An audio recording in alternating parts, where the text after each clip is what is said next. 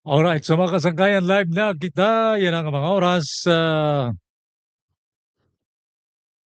Musta? Alright, so mga kasangkayan. Okay. Okay. Iyong tanan mga viewers. Wait lang ha, kadali. Aha. Okay, so mga nga gabi, Tacloban. Mga evening Eastern Visayas.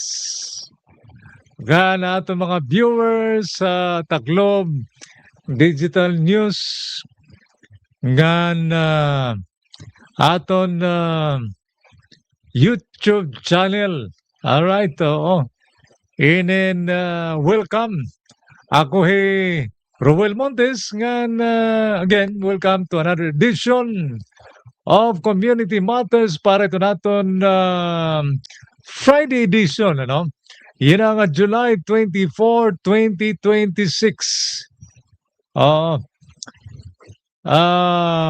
Tonight, anaton special public affairs edition nga aton na ni well, this is already a series nga aton ini nga aton ginhisgutan parte iton aton tinatawag nga the water files pagtaga tubig dinhi syudad ng Tacloban ngan Leyte Metropolitan Water District. So this is not simply another news story. Ini nga aton mga episodes na previously gihapon dirla kabahin inusa nga kumpanya o sa nga decision korte, no?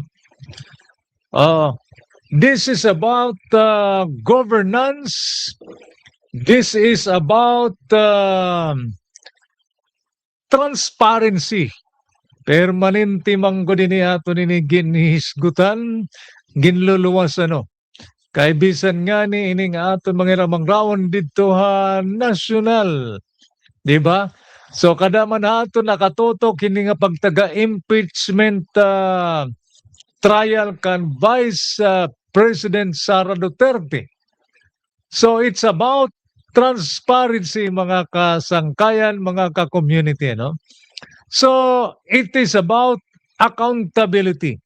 Ganin nga aton pagingada yan na ang diri inihan nasyonal kundiri as aton na babatasan yan tinguha itong Taclob Digital News. We focus no itong mga community nga mga issues dinhi aton mga local issues dinhi aton dapit dinhi ang syudad ng Tacloban ngan sugad man iton aton Eastern Visayas region. All right, so accountability. And most importantly, mga kasangkayan, this is about every family. Ano? Nga nadepindihin safe o talwas, reliable, nga affordable water service. Ha? Safe, reliable, nga affordable water service. Why this matters? Anyway, before kita padayon, anaton gyapon pag-ibitarayo, kung may ninyo gusto pahamtang kanga kadugangan o mga suwestyon nga mga imang rawan labi na kaparte ito na aton nila inin giningadayan feel free la no nga mag-message dito na aton comment section ano comment section ano. Okay, so yes, thousands of consumers sa Tacloban City ngan sugod man ang paggirani nga mga bungto nga narilay iton tubig nga ginsusupply pinagiton Leyte Metropolitan Water District LMWD. Pinana nga mga katuigan. Sayod kita ini nga tanan mga taga-Tacloban ngan ani iton norte nga dapit iton probinsya Leyte, no? For many years ada iton mga reklamo, waray awas iton tubig, mahina iton pressure, may interruption, nagitaas iton billing, anon siring ni kuan ni naglabay nga sesyon pulong ni Councilor Eric De Vera. Arayo water kuan. O kahit nga rin niya na Hiraya Waters. Diri Hirayo ha. Oo. Niya na itong magapag-gingnayan. Nag-i-introduction pala kita ha. Oo. So, mga pakyan no? Interruption, low pressure nga to, itong awas itong tubig. Saan matatapos? Ini nga problema. O masusulba rin nga problema. So these are not just complaints mga kasangkayan. These are everyday realities. Para itong kadaman nga mga household din hiyaton dapit. But behind those experiences, it is a much, much bigger story. An istorya nga involving itong public procurement. A story of government decisions, leadership changes, a long-running legal battle. No? Ganyan na usang landmark kan Supreme Court resolutions. Di ba, anato naglabay nga last 2 episodes nung gin-feature nato nini ang privileged speech ni Councilor Jerry Oy, no? So yan na ang aton discussion na naglabay nga semana. And the Tacloban City Council has renewed kabayan iton public interest nga ano manggod iton kabubuwason ini nga Leyte Metropolitan Water District. But before we replay and discussion, no, let us first understand ano manggod ini ang pagtikang. All right. So dito nga privileged speech ni Councilor Jerry Oy gin-highlight an Supreme Court resolution involving an Manila Water Company nga ng Leyte Metropolitan Water District. No? Gin-emphasize ni Councilor Oy o sa abogado ang ka-importante significance handrolling han husgado o Korte Suprema nga ang pagpanawagan nga dan management tagdumaran Leyte Metropolitan Water District hapag-explain ang iya implikasyon nga dan water district mismo. Ang iya contractual obligations nga nan mga mga consumers nga ginseserbisyuhan han Leyte Metropolitan Water District. His privileged speech, Councilor Jerry Oy's speech, also underscored the importance and transparency and accountability. Agod nga mabuligan, ayudahan ang aton publiko, maintindihan hin maopay kung ginpatiw na ang desisyon o ang desisyon makakaapekto ang serbisyo ang tubig Din yan sudan ng Tacloban, yan mga neighboring municipalities. That privilege speech, mga kasangkayan, naging starting point para mas sa rolo-ag o broader discussion sa mismong City Council. No? Salamat na lang kita. May ini nga duha nga mga abogado. Haluyo nga waray ni mga gintugan nga mga committee. Asay pa iton baga siguro it's not because ng mga abogado hira, pero because may danira gid bibit-bit ng mga issues nga na kasadangan la, kangayan la, no? Kapag tagaron ini, anaton mga magbabalaod ang syudad. Diba? Alright, i-try naton. Pagbalik otro, hanaton gen post ini naglabay nga semana, ini nga privilege speech ni Councilor Jerry Oy, didaan ira mismo, regular session naglabay nga semana. I-try naton. Corporations. This is not merely about a joint venture agreement. This is about the rule of law. This is about accountability. And above all, this is about the right of every Taclobanon to have access to adequate, reliable, and continuous water supply. For many years, our people have suffered. Families in San Jose, in Marasbaras, families in Sagkahan, Kaibaan, in V&G, families in Abukay, and in Nulatula, and families in northern barangays, in the resettlement areas, Pabahay, and countless other communities throughout Tacloban have endured inadequate water pressure, prolonged service interruption, and daily uncertainty of whether water will flow from their taps. Sumalahan aton mga konsumidor, ang sigurado la nga naabot ha era panimalay ang kada bulan nga baraydan han tubig or water bill. Our constituents have adjusted their lives around the failure of a water system that should have served them faithfully. Some wake up before dawn hoping water will finally arrive. Some spend their hard-earned money buying jugs of water. Some store waters in drum because they no longer trust the system. Mr. Presiding Officer, enough is enough. Water is not a privilege reserved for a fortunate few. Water is a basic necessity of life. Today, however, hope has emerged in this city of hope.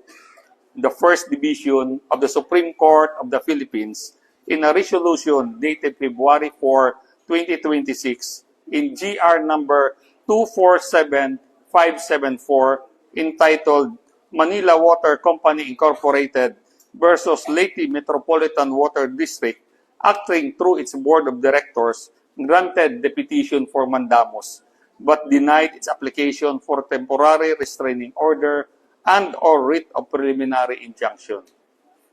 Allow me to read the dispositive portion of the said Supreme Court resolution, and I shall furnish you with copies of the resolution later. For these reasons, the petition for mandamus is granted. Respondent Leyte Metropolitan Water District is ordered to honor the notice of award it issued in favor of petitioner Manila Water Company Incorporated and perform all acts necessary to proceed with the condition precedent for the execution of the joint venture agreement pursuant to the 2013 revised guidelines and procedures for entering into JV agreements between government and private entities, and thereafter execute a joint venture agreement with petitioner Manila Water Company Incorporated. However, the application for temporary restraining order and or writ of preliminary injunction is denied for being moot and academic. Mr. Presiding Officer, I respectfully move that this august body pass a resolution expressing the unwavering support of the Sangguniang Panglungsod of Tacloban for the faithful implementation of the resolution of the Supreme Court in Manila Water Company Incorporated versus Leyte Metropolitan Water District, GR number 247574, and urging the Leyte Metropolitan Water District to fully comply with the directives of the Supreme Court and to ensure that the transition to the joint venture agreement is undertaken expeditiously, transparently, and always with the paramount interest of the water consumers of Tacloban. I so move. Thank you, Mr. Presiding Officer. Alright. So mga kasangkayan ni Councilor Jerry Oy, ato niya privilege speech, rin pa niya, enough is enough, Mr. Presiding Officer. Oo.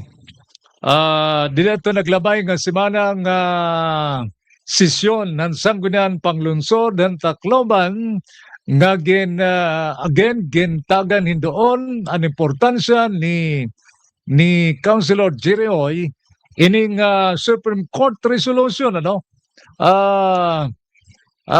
ganahan Manila Water, no? Parahan nga pagtagdon o alagdon sundon ang Leyte Metropolitan Water District.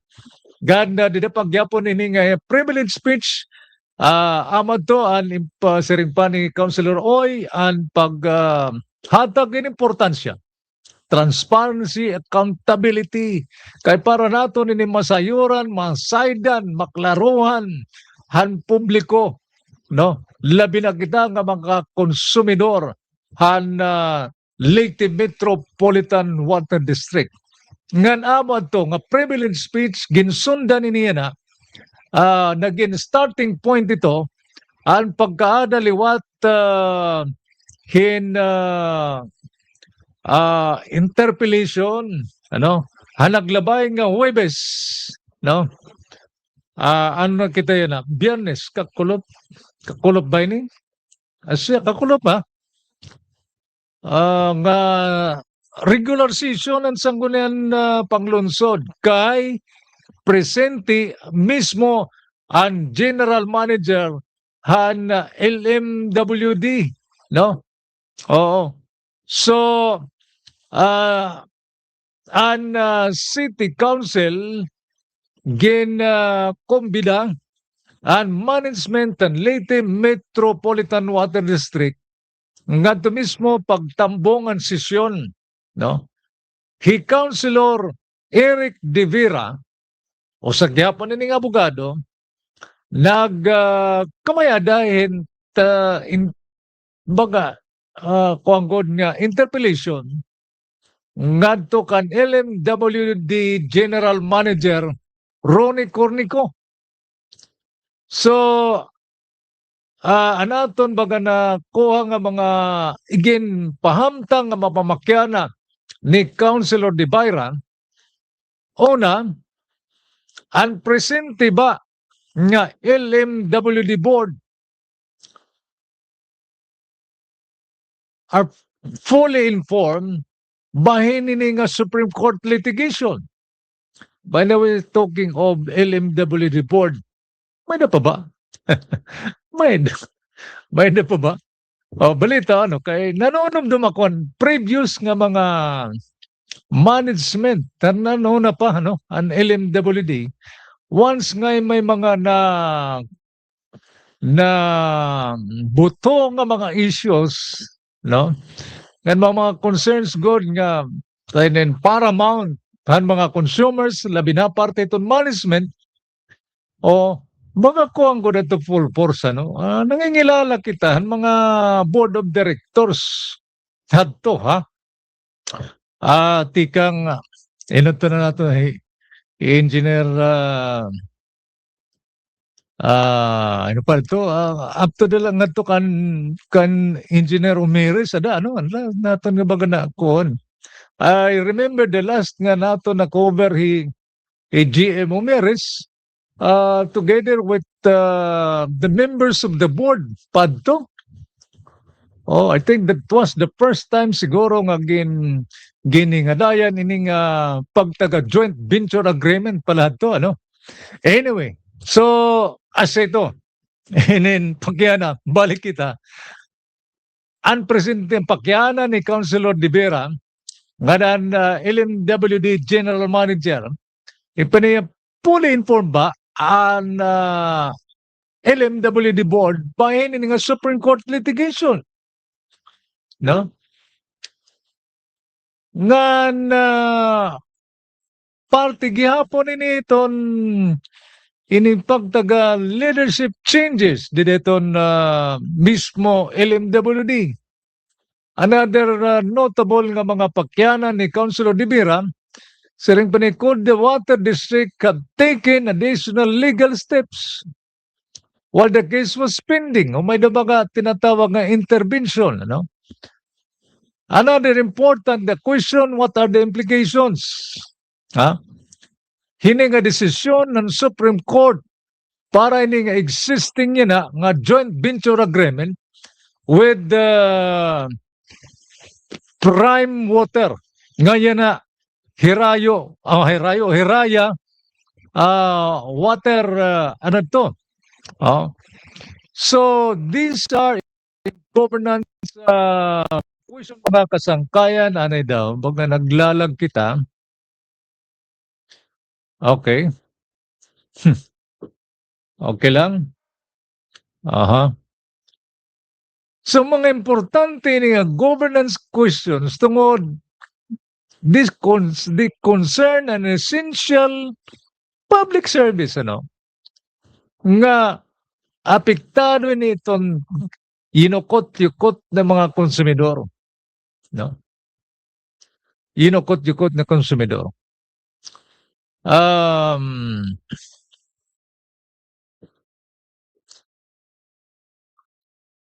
kadto na ito ni kasangkayan na pagtaga Supreme Court resolution.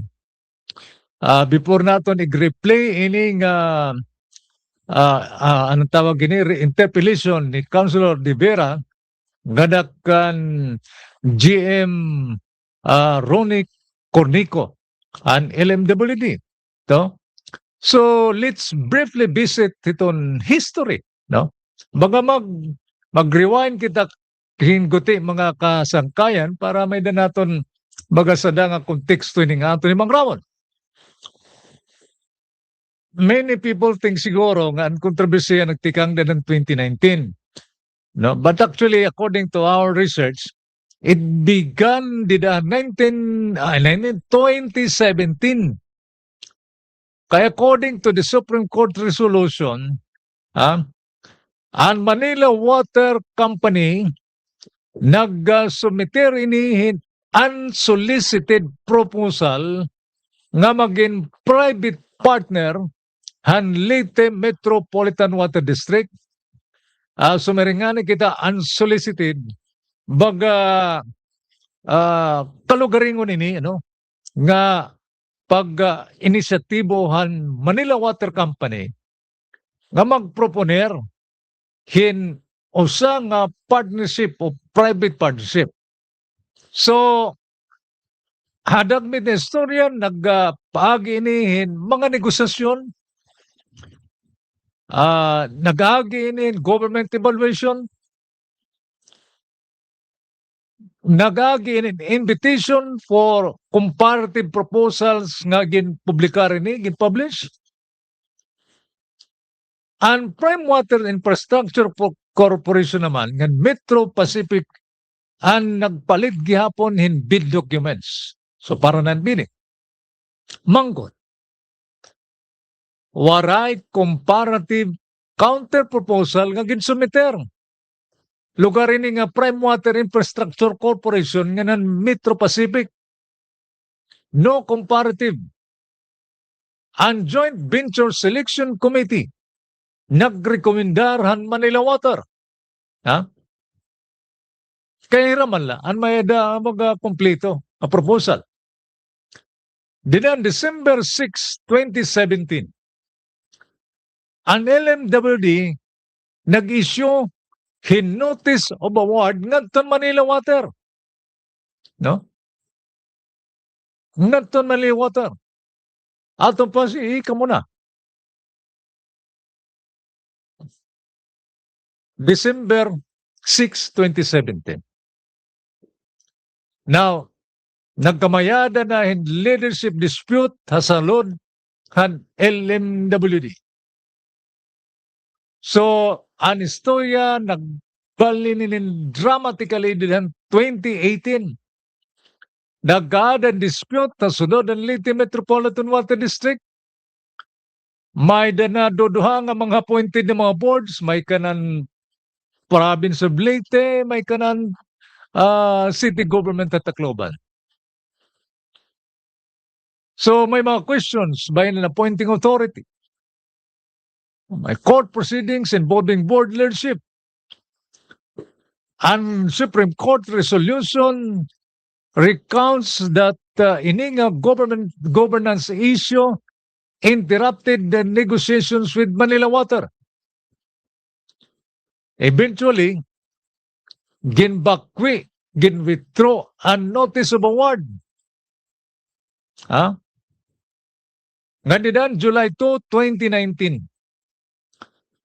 Ang Leyte Metropolitan Water District nag-intra in joint venture agreement nga ng Prime Water Infrastructure Corporation nganya na iton ngaran na ini Hiraya Water Corporation. Kaya nga previously owned by the Villar group of companies. Ini nga Prime Water tungod kay mga kapalpakan, hini nga mga kompanya gindudumaran, mga bilyar, may mga issues. So accordingly baligya ini ngadto usang lusyo ko kundi na ko baga nagsasayo pini. No?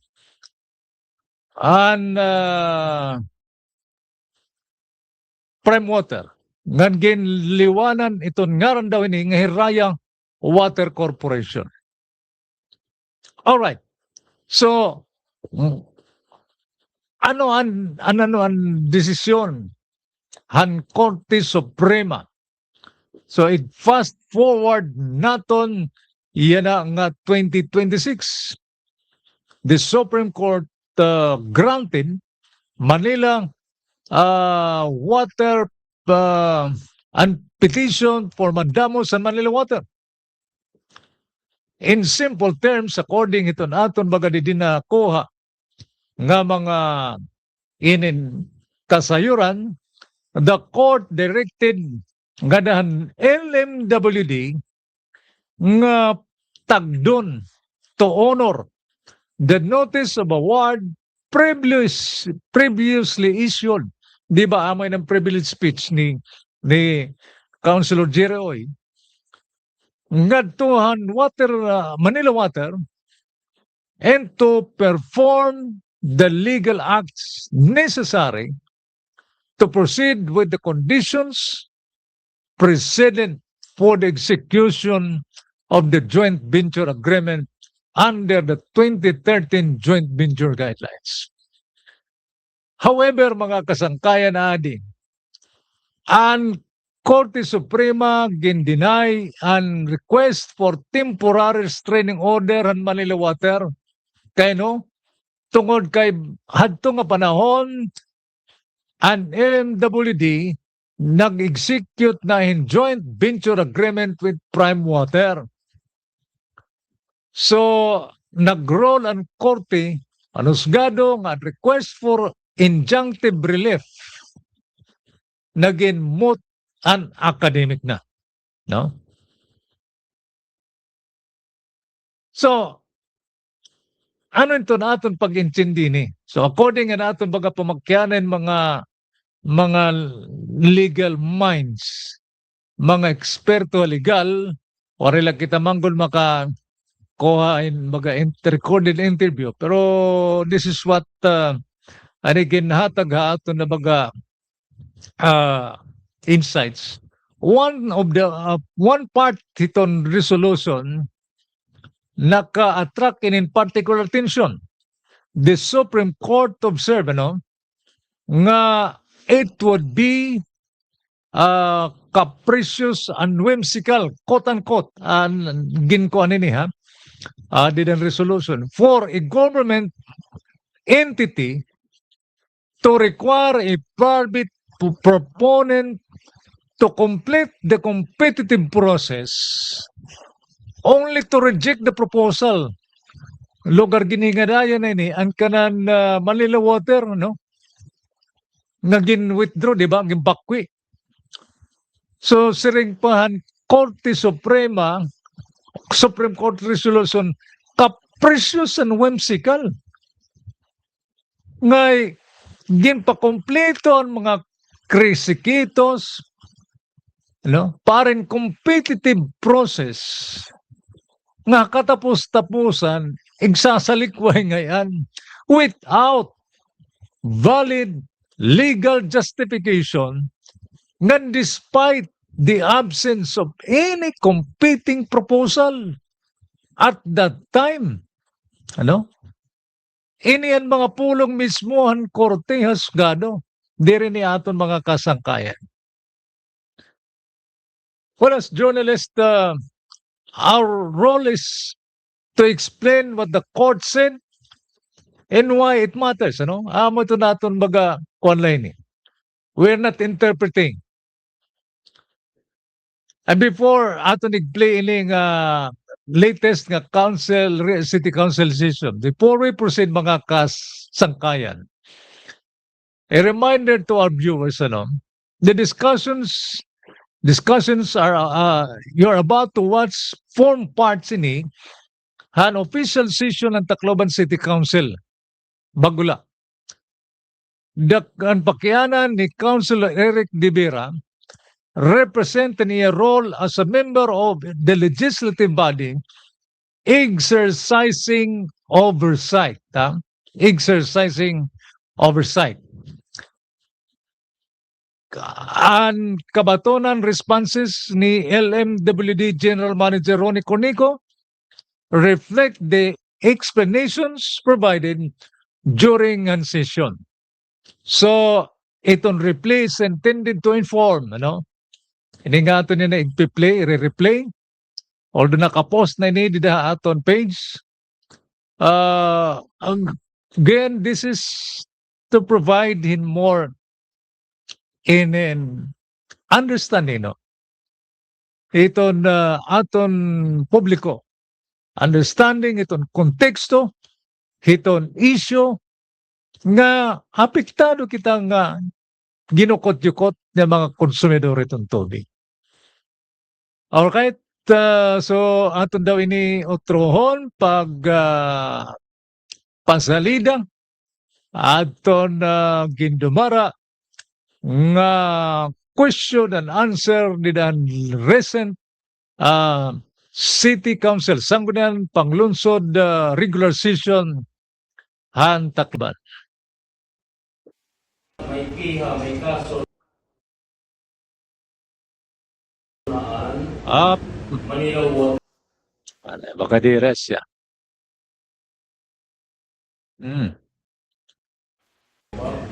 Okay. Ako 3 years pala ako head as a manager. Pero actually, isabihan ko na tiyatanan. Okay, because para ako kinalan ko ito, trabahoon.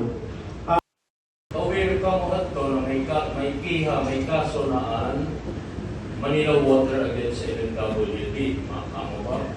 Okay. Ako 3 years pala ako head as a manager. Pero actually, isabihan ko na tiyatanan. Okay, because para ako kinalan ko ito, trabahoon. Actually, ito, answering nito na aking mga staff at mga board of director, kaya pa man ni Mr. Bobby Munoz, siya pa na nabibilin. Di rin talaga aware ito. Tapos, ito nga pag-take over liwat, timing ito nga naghatag rin kontrata, nag-take over liwat ito, City Board. Ang kaso or the case filed by Manila Water against LMWD primordial importance ito. Mabugat ito na kaso, ito questioning the contract na rescind siguro. Yes. Now, kaya maray mang kita, the new LMWB board, mag-intervene, mag-file a motion for intervention dito sa Supreme Court para ma-protect ang interest ng LMWB. Okay. Because blind po aton LMWD nga Baguhan City Board kay tanan niya yung case at ito yung mga papers na ipapadara or mga registry waray na abot ha LMWD pati ang City Board tanan na to hala nakita naman tanan ng record puro ato lahayra, a provincial board ngayon Butangan LM. Bali ang midot aton bipinsaya na waray ang current LMWD board is not aware of the dependency of the case kay waray na ulpot na mga Supreme Court notices or orders. Yes. But I'm telling you, Mr. General Manager Cornico, na ako as a practicing lawyer, we could have sent word to the Supreme Court, naka-file on kita motion or inquiry so that unta LMWD as represented by the new board now, naka-intervener unta ito na kaso. Kaysa rin pa nimo, may na decision niya na mandamos, paparespetaran ang kontrata ng Manila Water. Kakaya, di naman hindi na prime water. Di nagka-problema na kita ito yan, pag-confusing and chaotic situation na ito. Kaya kung nag-intervene unta kita, you could have argued before the Supreme Court na for protection ng unta and interest and LMWD and the residents and the concessioners of which you are serving. Anyway, ada naman ito, mag-ulat kita writ of execution considering Supreme Court revive the Manila Water Contract. Magkaano man inihilosyo ko, ini na prime water na nag-invest na ilang milyones. Tama po. Problema nato nito. On my second point, I read on social media na may namang kuno pagkunangaran ang prime water. Baga Hirayo, Hirayo Okay. Hirayo water, Hiraya. Okay. Hirayo di ay. Explain ko ito. Mabuti ito akong napakil. Actually, balik ko ito Hira, no? Waray ko dira magsarit na magbanjera. Then in-explain nira ako na, no? Has 74 or 75 na prime water, ira nga nito yung babalian ng danyaran. Ang first ko nira ng ngaran ng Himo is bayanihan, but it is government na ngaran, di pwede. So, nag-try Hiraya ito nga Hiraya. Ang nakakatawa ito kay Hiraya, then, ini-Mr. Legislation ko, ang pagtingin niyan, opisina, ang pagyaman, nakadatihat, ano yung negosyo is Tabaka Valera or mga Pervilon. Ang adaya Romal District. Nasi kong patay. Romal District pagkatira address. Nasi ko patay. Ikaw po na natin eh. Labi na Vice Mayor is may na niya Hiraya Foundation. Nasi ako. Ito katakoy din ang problema. So in resent ko ito iya. So papalyan talaga ito iya.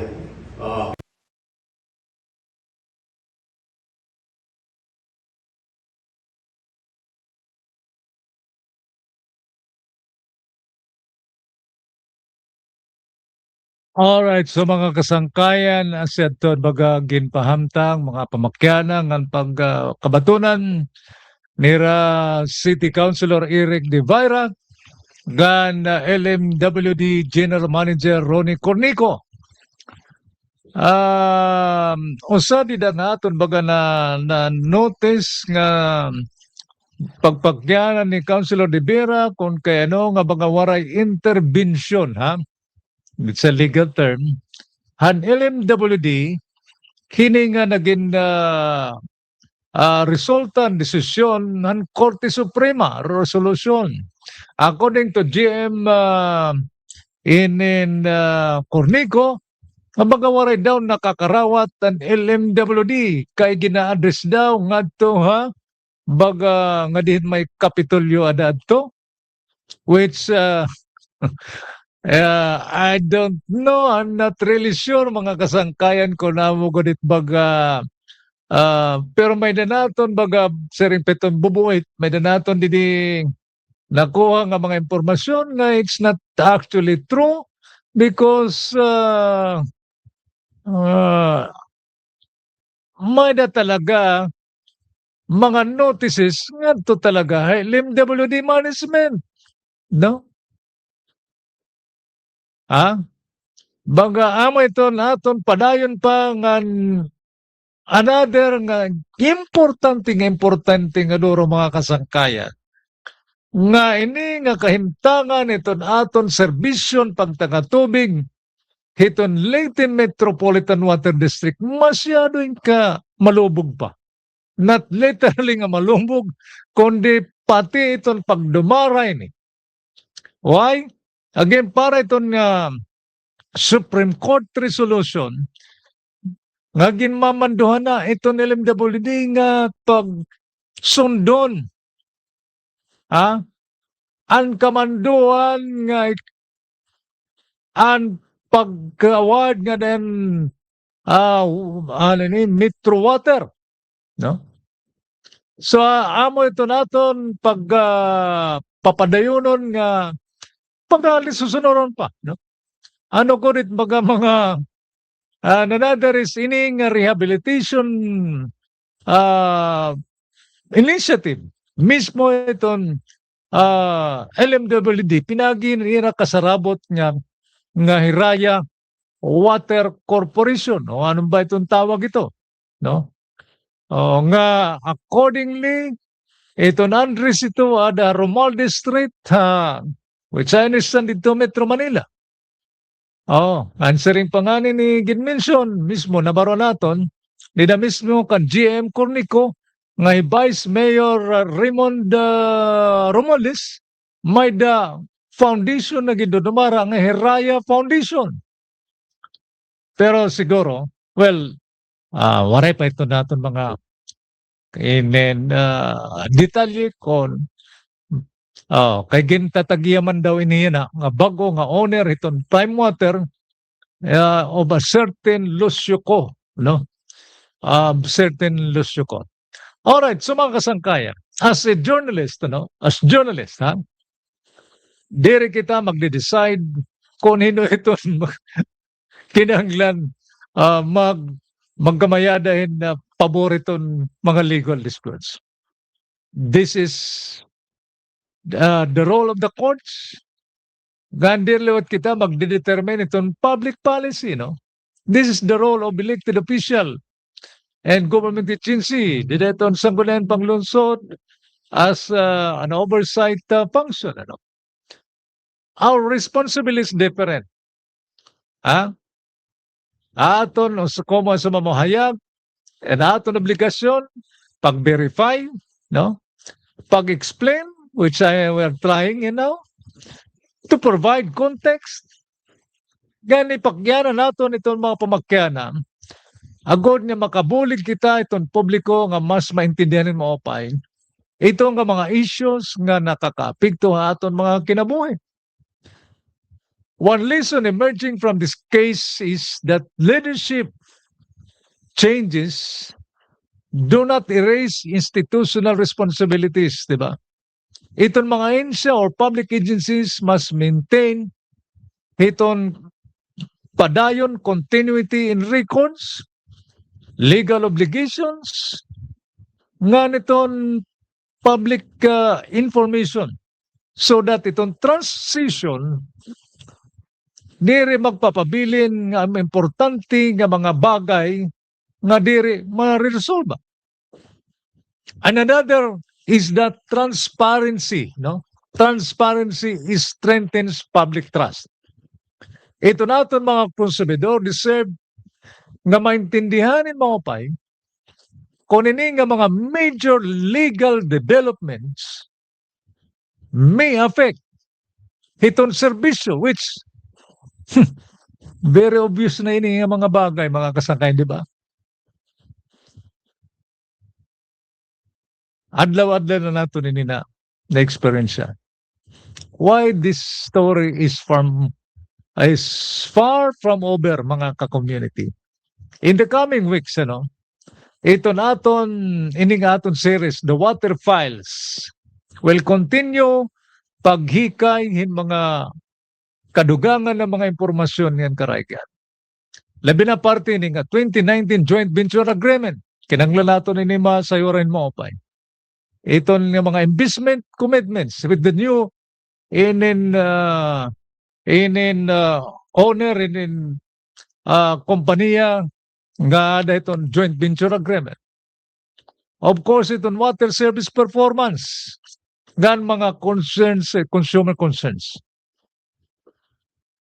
Itong pagpatuman nining resolusyon ng Supreme Court, ganiton pagpahamtang itong mga kabatunan response itong LMWD, Hiraya Water Corporation, Manila Water Company, itong mismo itong LUA, ano?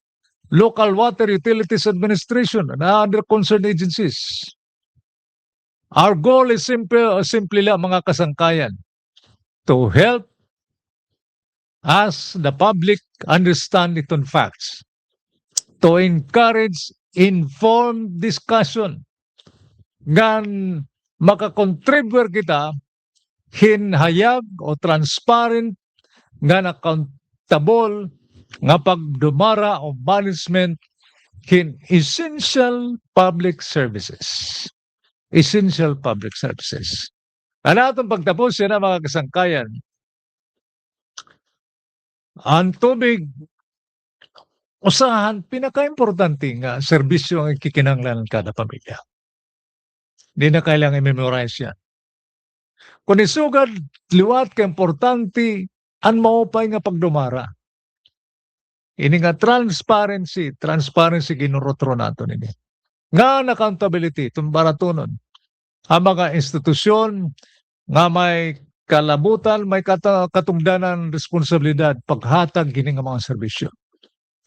Ato na Taclob Digital News, we believe journalism is not only about reporting events.